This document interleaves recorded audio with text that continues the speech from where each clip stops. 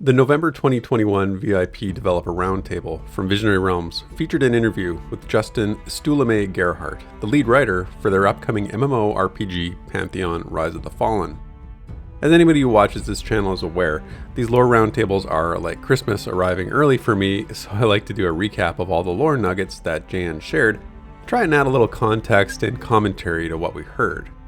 So let's not waste any time and get right into what the lore master for Pantheon had to say. A Pantheon Plus production. Let's start with what I think is the biggest lore drop of the entire interview, as it relates to one of the major events in the history of Terminus, and it's likely to have great significance for its future. For context, the Deicide War was in part a battle between the peoples of Terminus and their fallen deities. One of these was Osari, the fallen deity of the humans. Assisting the humans were figures known as the Sons of Terminus, and these are mysterious war wizards of supernatural power and ability that very little is actually known about and we haven't heard a lot about. This battle occurred in the Silent Plains, an area which has also been speculated upon as the location of the Silent Sanctum, where the humans and elves took refuge from Osari.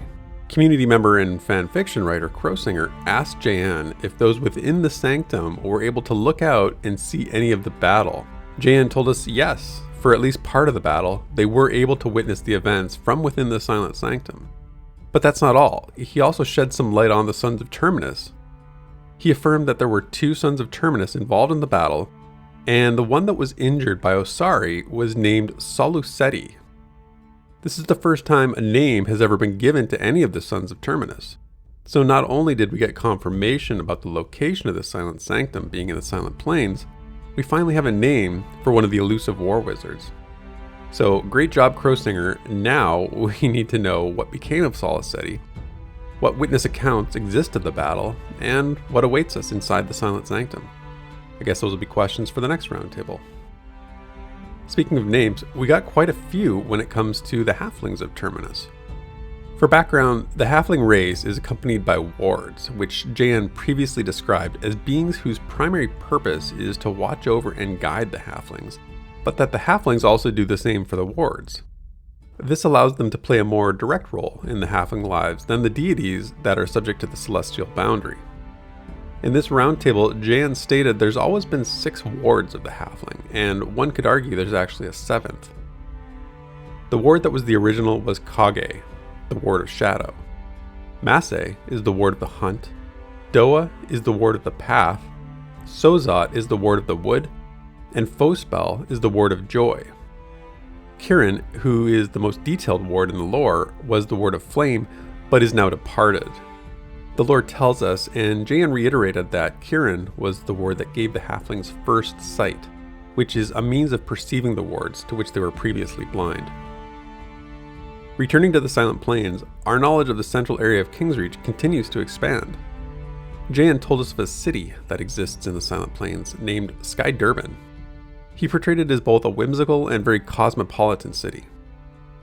The residents include splinterfolk, who are a lowly subset of the elven population that dwells in the shadows, some by circumstance and others by choice. SkyDurban's also home to humans and several other races, and Jan also noted Ratkin are there, although they're not the major presence. Jan said that SkyDurban is the main city in the region, so I wouldn't be surprised at all to find it a bustling place full of interesting sights, sounds, and characters. Outside of SkyDurban, Jan told us about a landmark in the Silent Plains known as the Grandfather Thorn. He described it as a fossilized rock growth that sticks out of the ground in the Silent Plains. While there are several of these deicide thorns in the area, the Grandfather Thorn is one of the tallest structures on the entire continent of Kingsreach. How it came to be is fascinating, and it gives us some insight into the planet's actual structure. Jan advised that the Grandfather Thorn is so big and went so deep it got connected to the magma flow, which has burned out the inside of it. So it's a massive, hollow structure. I also took the opportunity to throw some questions at Jan myself, and firstly I asked if there were any named or signature pieces of armor that he could reveal, and if so, what details he could share. Jan referred us to Sleepless, the raid level creature they've shown off. He said the armor design has been a favorite internally at VR, And Ben Dean, project producer, noted they've actually shown this to potential investors who have been very impressed by it, and that it's been seen on stream.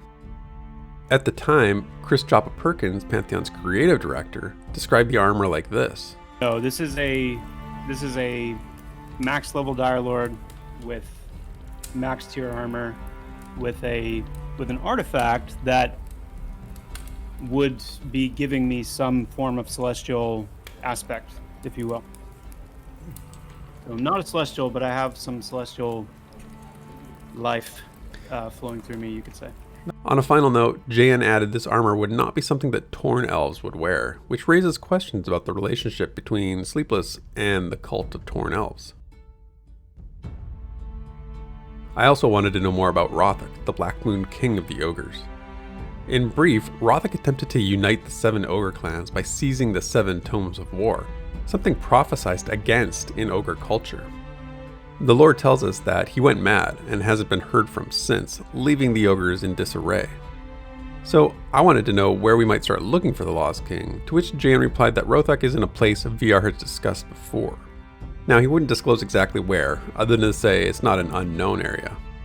With regard to Rothak's role, Jan affirmed that he has a part in the ogre's future, their past, and is the missing element of their present. And given that Rothak is apparently one of Jan's favorite characters, I'm sure when we find him, it'll be epic. I hope you've enjoyed this recap of my favorite part of watching Pantheon's development, that is the lore. I hope you're still awake because, as Jan stated, I think Therek could just probably read anything, and I mean this in a good way, help put us all to sleep. I'm glad you precluded that, because it could be taken... I don't mean he has a sleepy voice. No, I think he's got a great voice. Soothing voice. A very soothing voice. So if you have trouble falling asleep, hit that subscribe button so you'll always have me to read you some bedtime stories. And until next time, cheers, and sleep well.